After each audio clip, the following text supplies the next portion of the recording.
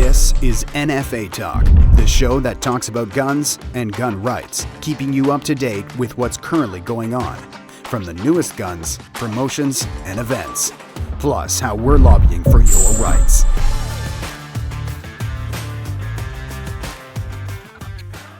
All right, it's time for another episode of NFA Talk.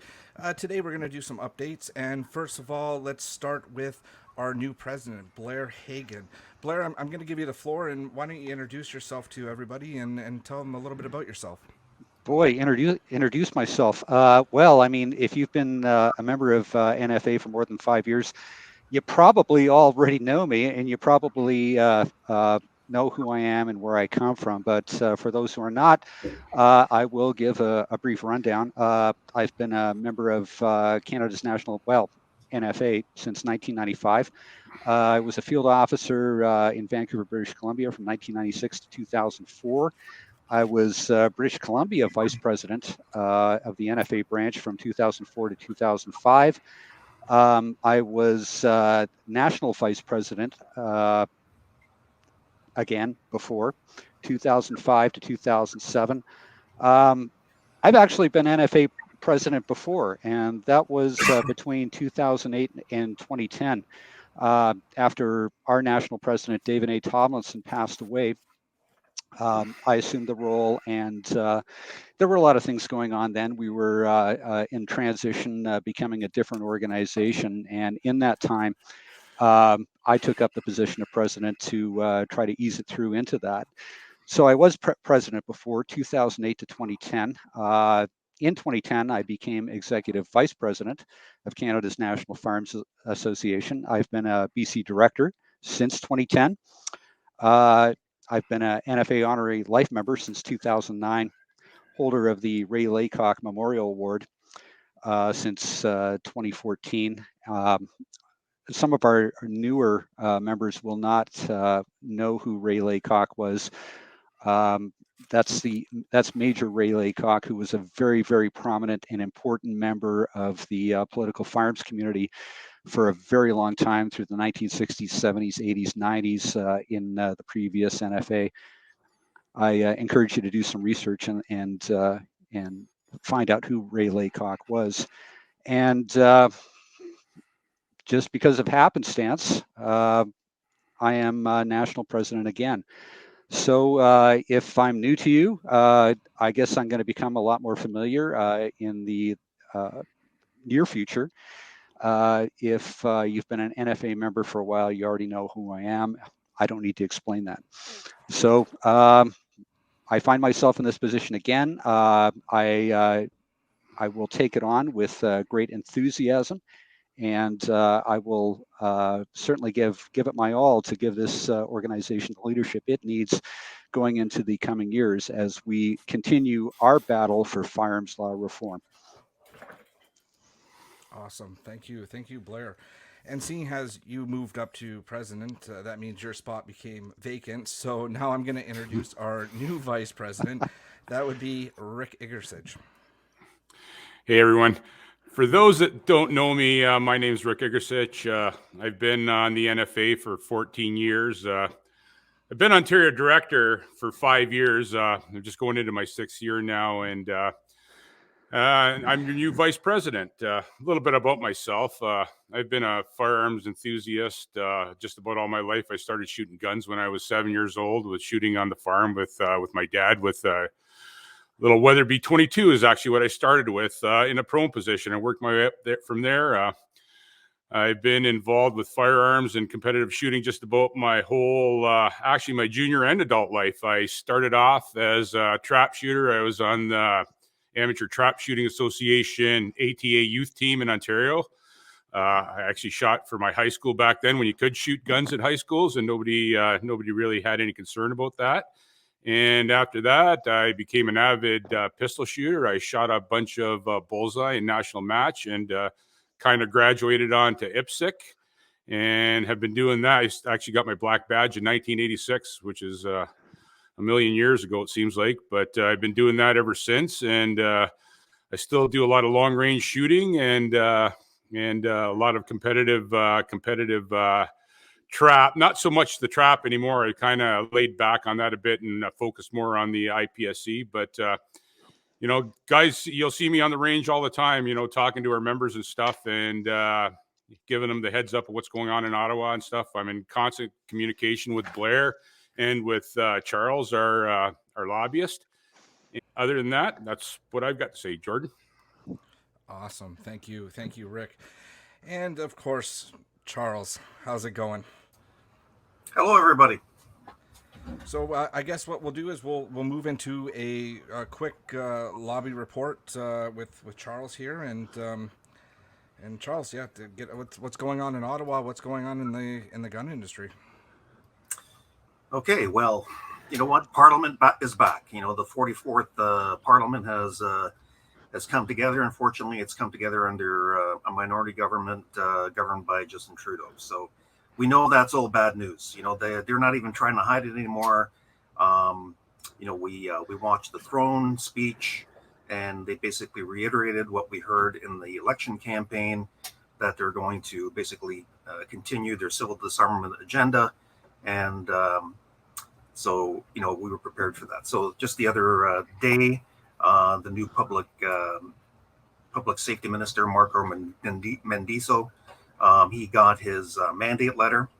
I don't know if anybody's had a chance to actually look at that, but no big surprise. But it is filled with all kinds of measures that they tout as being public safety measures that are meant to control crime, and yet do not. They are focused on law-abiding, vetted Canadian firearms owners again. So just to sort of give you an idea of what they're talking about here, and I think there's about 5 or 6 points in this, but they're deep. So they're continuing with the implementation of C-71. For people who aren't familiar with that, that was actually coined and enacted last year. There's various MPs that were involved with that.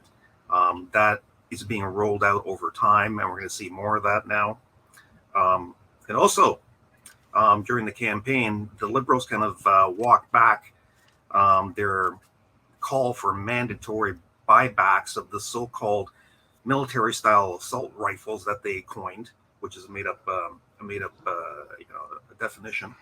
Well, now they've basically come out and said that that's exactly what they're going to do. The public safety minister came out the other day in a video just before they broke for the Christmas break, and basically didn't try to hide anything. He said that he's beholden to the anti-gun civil disarmament organizations out there like Poly, the Docs, and Coalition for Gun Control, and he's going to pretty much do what they've told them to do. So that's no big surprise.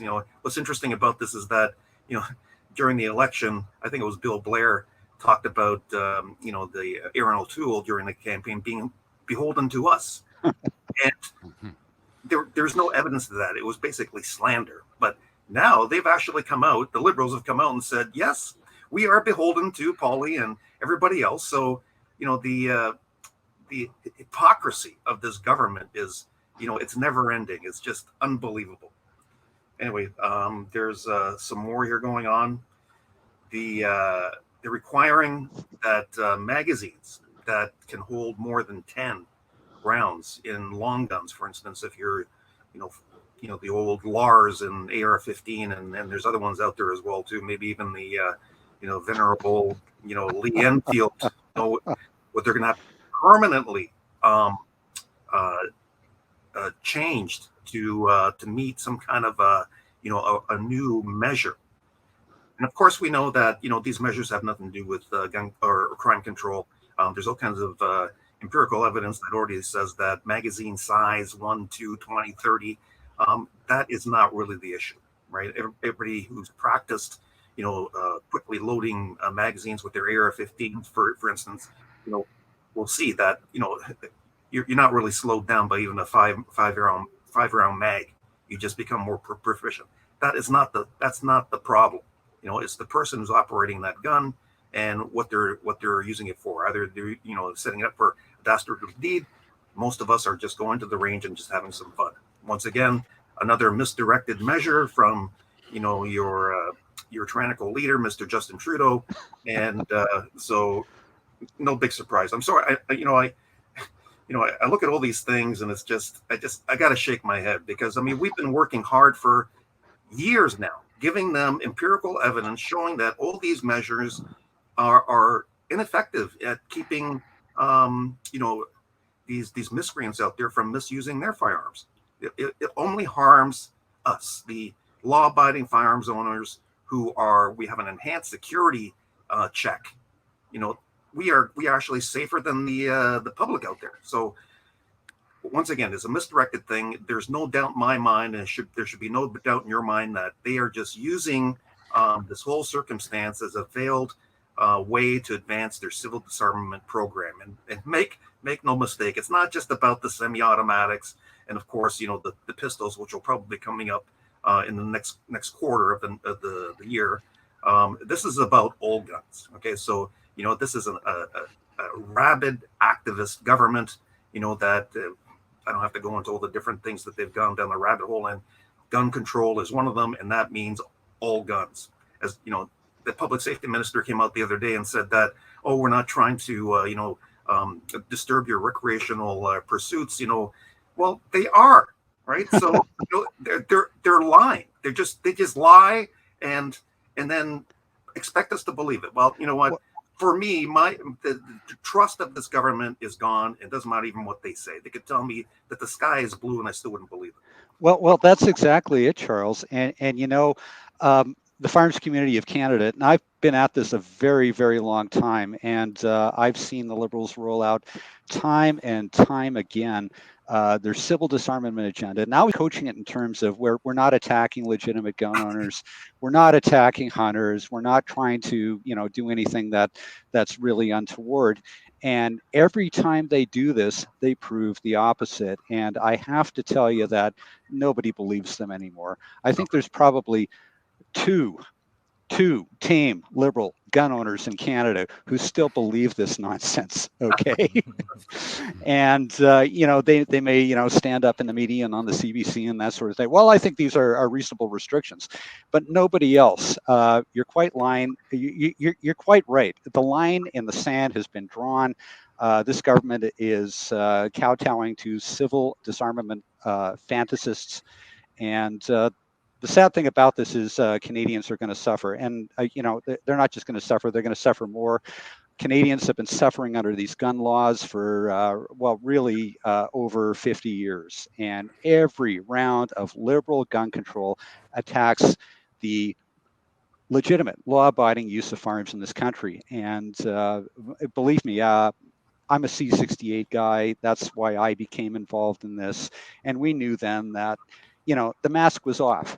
This party wants to confiscate every firearm in this country. It wants to destroy the Canadian right and cultural tradition of firearms ownership.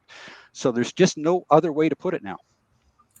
Blair, and that's right on. And we've been, rehashing this warning to our members and to the greater community out there for decades now. So yes, here it is now. There, like you said, it's not veiled anymore. There's no secret.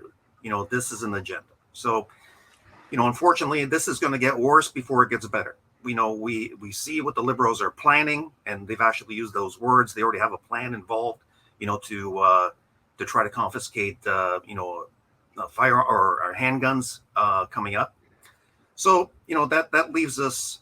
Where do we go from here? And we're going to talk about the strategy here, but our members have had enough of this. The government is basically it's burned its moral authority to govern because of its lies. These are bad laws. We do not consent to these laws. And I think for the most part, many of our members and the firearms community at large will not comply in the end. And this is not anything radical. And you know what? That's a problem. And you say this government has burned its moral authority, and you're quite right. It's burned its moral authority, not just in the firearms issue, but in so many issues that affect Canadians that I think there's a lot of people in this country just standing there going, I don't recognize what's going on anymore. I don't recognize my country. I don't recognize the government. I don't recognize what's happening in my society. I don't know where I stand.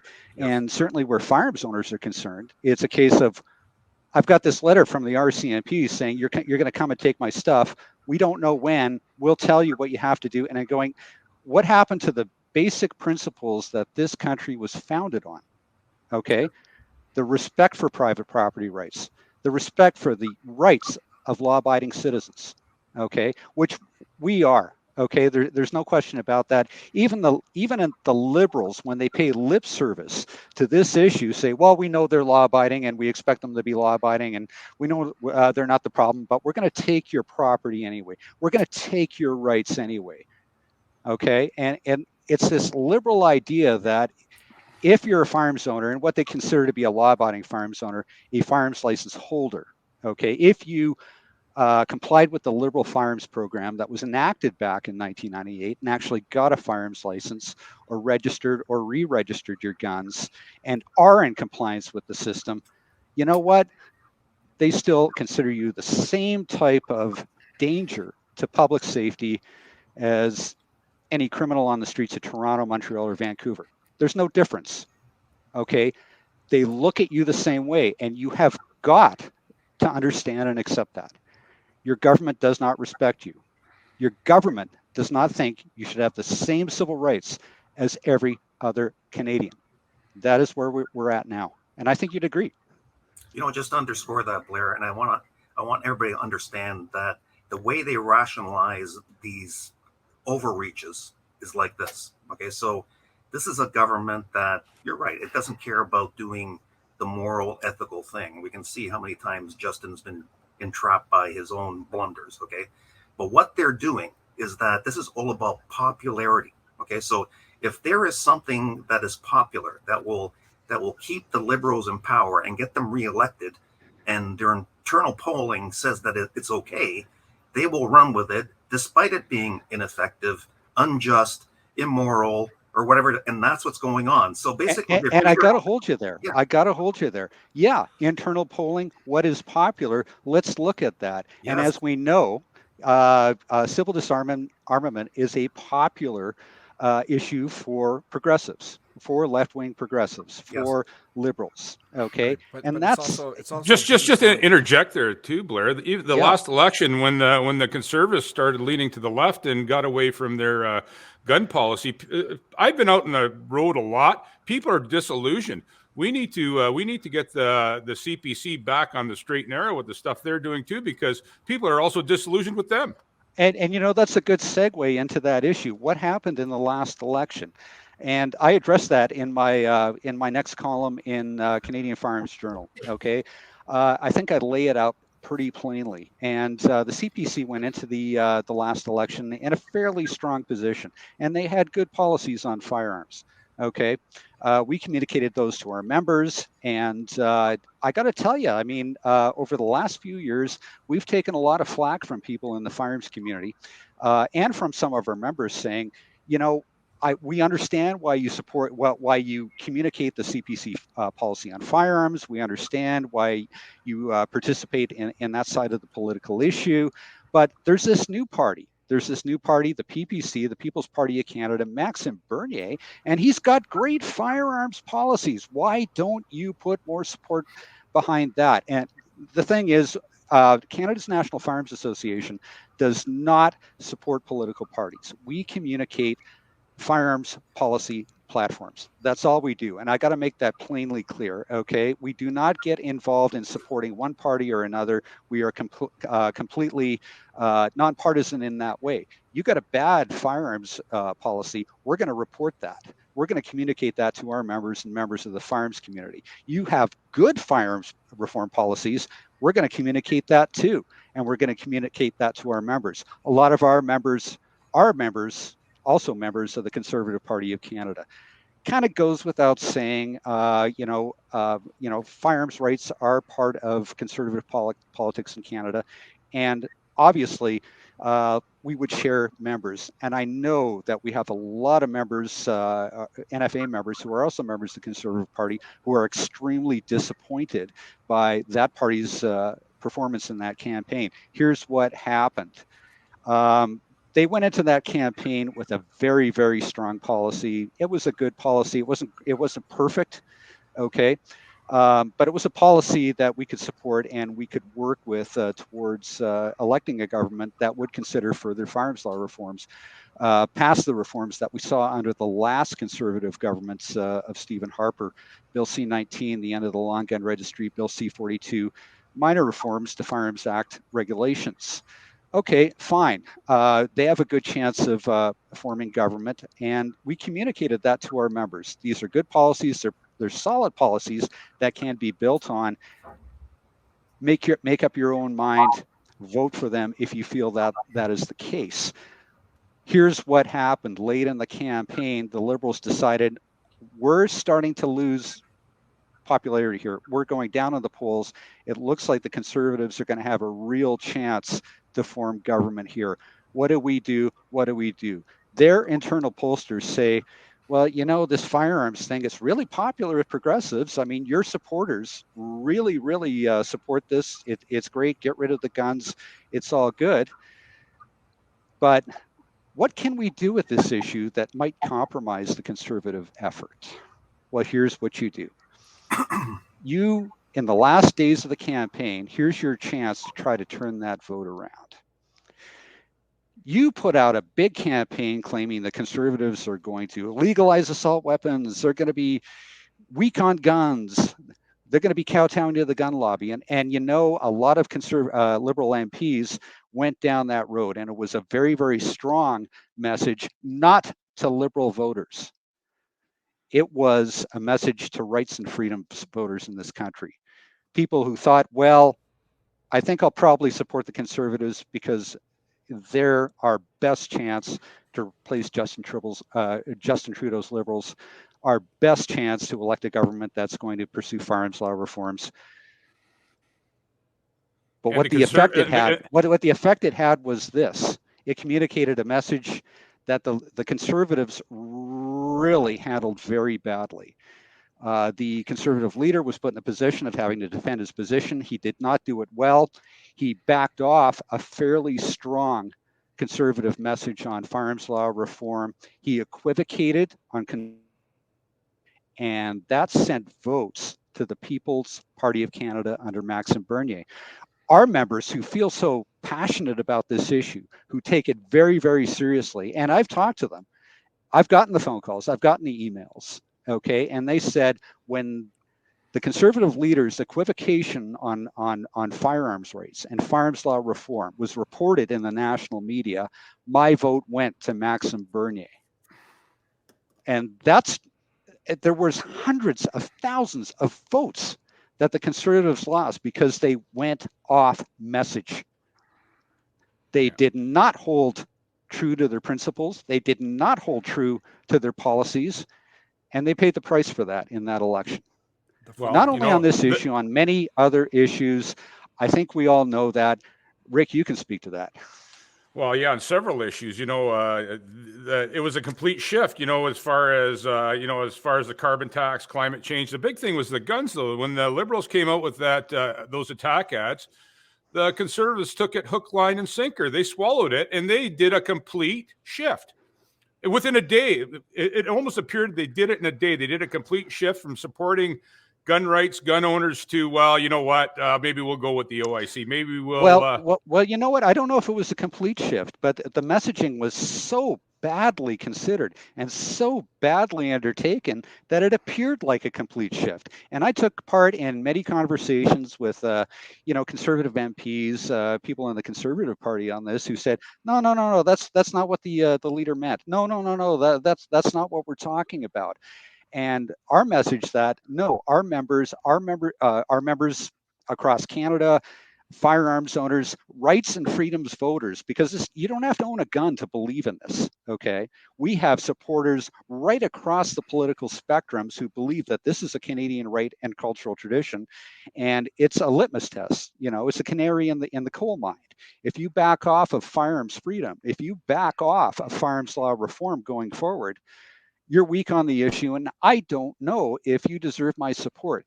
And look, in Canada today, people have alternatives. There's alternative voters. There's alternative parties that voters can support. And I think the Conservatives really paid the price for that in that election. Yeah. Well, that's the thing. People looked at it. They, of course, conservatives are saying, "Well, we're not doing this shift. We're not going against our basic policies and stuff." But the way people perceived it, the way it was brought forward, everybody thought they did a complete shift. That's right. Whether they did or not, everybody thought that, and that's when we had the issue started with the PPC party, because the PPC will tell you whatever you want to hear. They want to get some seats. So, once they get there, we don't know what's going to happen. But in my opinion, right now they're going to tell you what you want to hear, and that's a challenge we have. We have a lot of there's a lot of people in the firearms community, and I know, and they support the PPC on principle. Okay. I like that party. I like its principles. I like its policies. I like its pro-freedom, pro-rights and freedoms, pro-Canadian right and cultural tradition of firearms ownership stand on this issue. Okay. I know they're a new party. I know their chance of picking up seats is limited, but I am so sick and tired of this in this country. Year after year after year, I want to support something I believe in.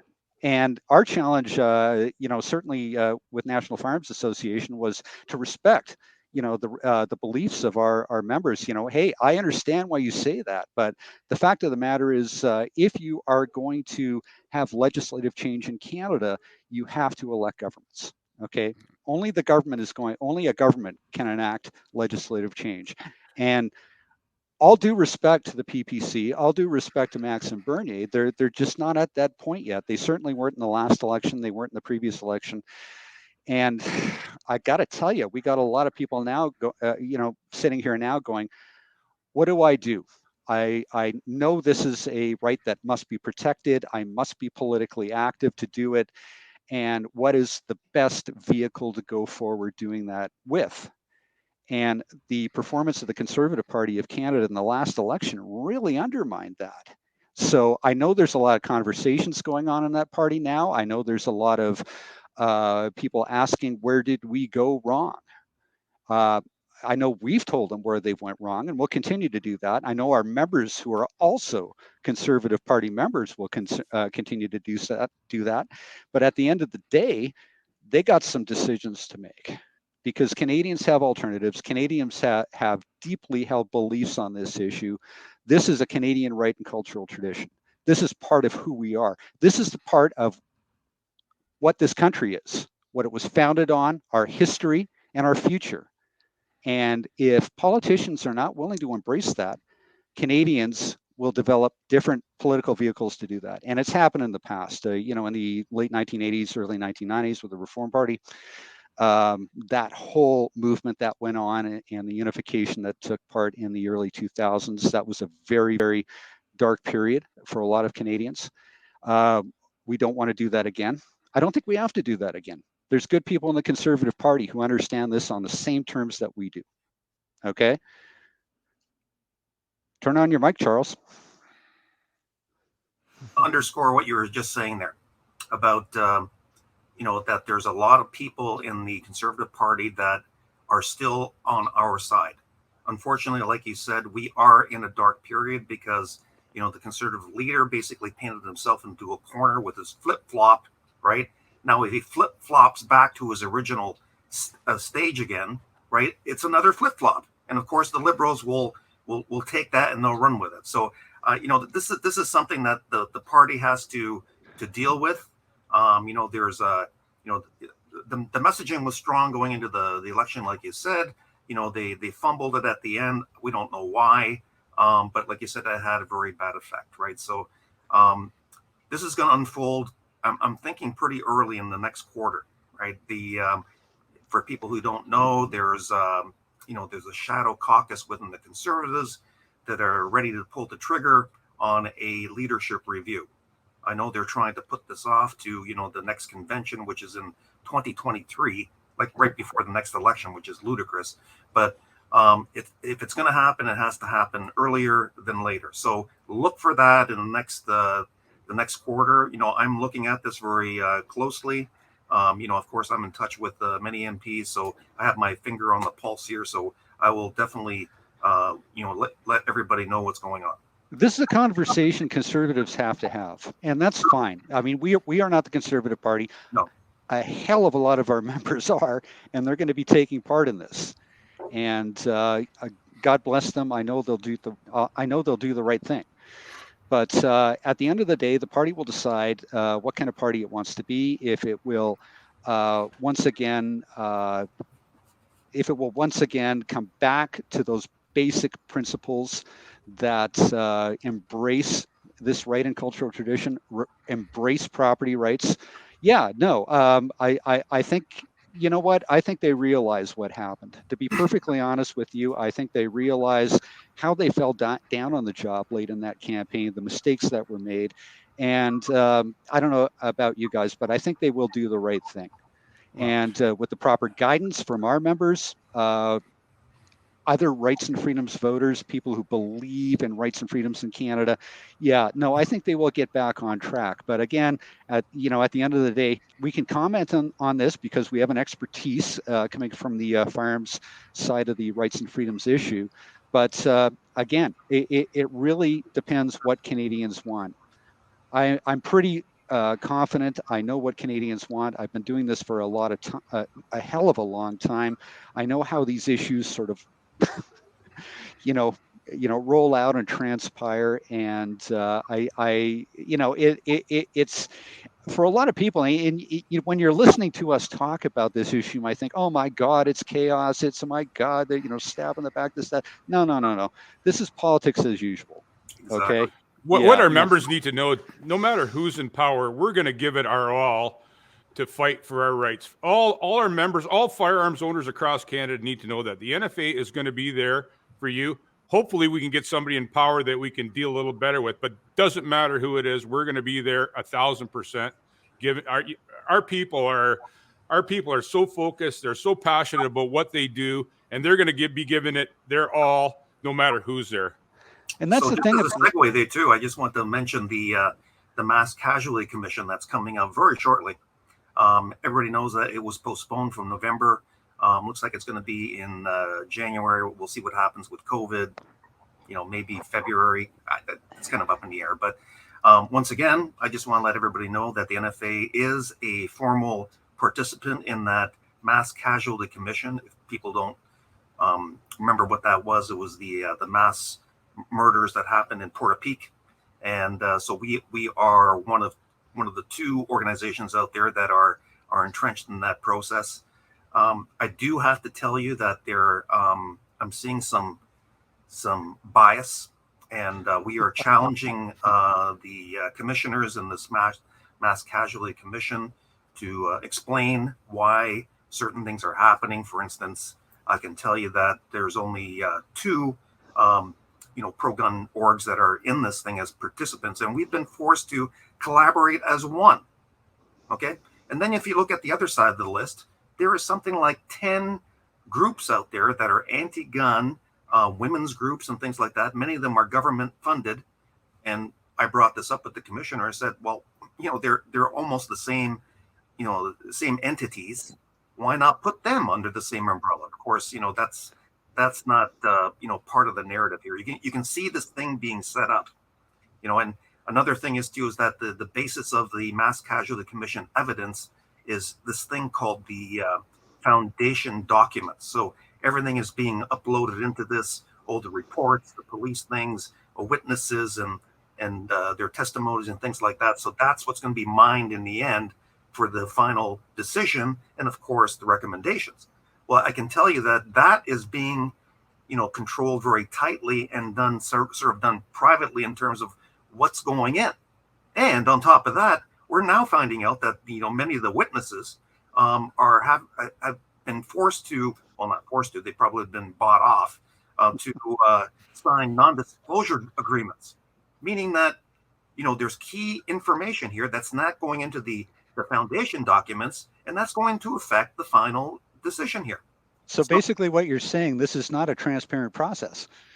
I didn't expect it to be, but I didn't expect it to come out so blatantly so early in the game. So like I said, we're there. We're trying to tell you that there is some kind of an agenda going on here. Of course, we know that Trudeau's pulling all the strings behind the scene here. It's supposed to be a third party situation, but of course we know that it's not. right? This is going to be, they'll be blaming the law-abiding gun owners over there for everything, of course, in the end, right? So, I got to say that in past years, liberal governments would at least give the impression that they were trying to be transparent or nonpartisan in issues like this. But I got to say, and if this burns some bridges with this government, I don't care. I don't think it matters anymore. But this is the least transparent government, the most ideologically motivated government on these issues, and they really don't care. If you don't agree with them, if you're not on their side of the political spectrum, if you're not involved with what the agendas that they're trying to push, they don't care. Sorry, Canada. yes. And unfortunately, sorry, I just want to wrap up one thing. The liberals, and you're right, they don't care. The only way they're going to care is when you take them to court and they lose through the judicial process, right? So public shaming's not going to work. We are taking them to court.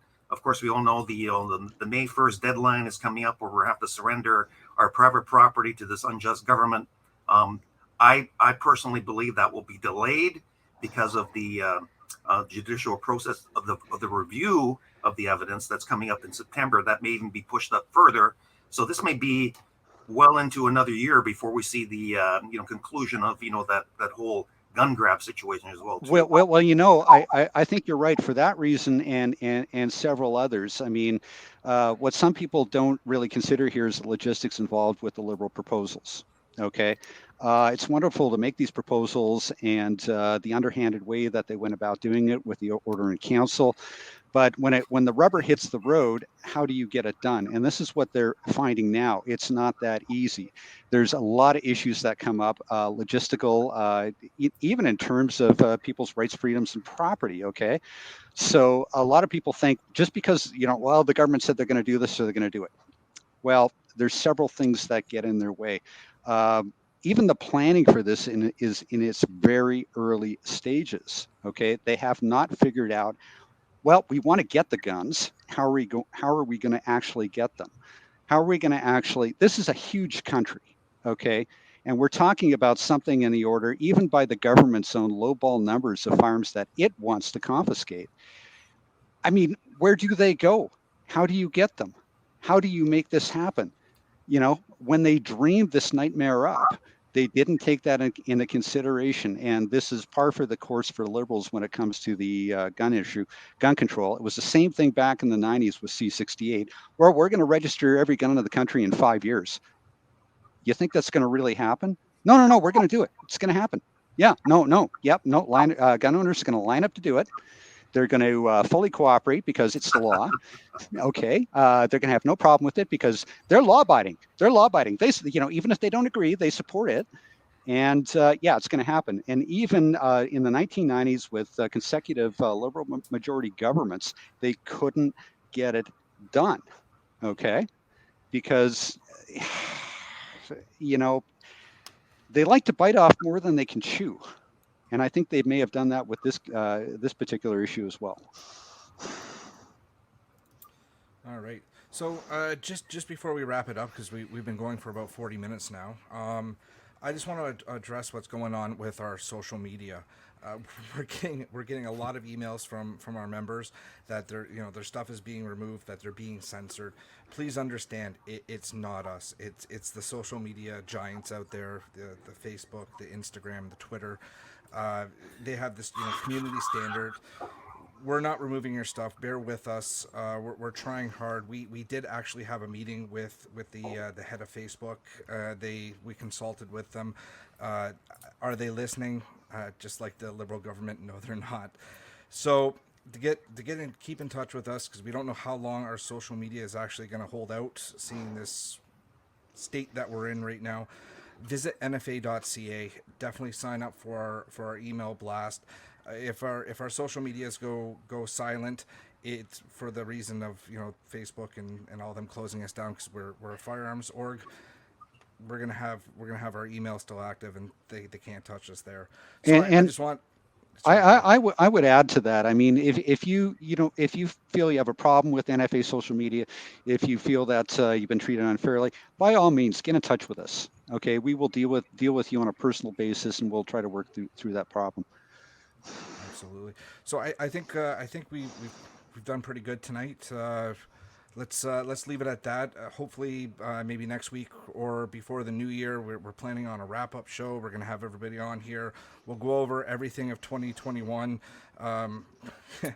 You might want to stock up on munchies and drinks for that one, because I have a feeling that one's going to be a long one. So until then, I'm gonna call it a show. And thanks for tuning in, everybody. Take care. Merry Christmas, everybody. Merry Christmas. Merry Christmas. Thanks for listening to this episode of NFA Talk. Like and follow the NFA on social media and sign up to become a member.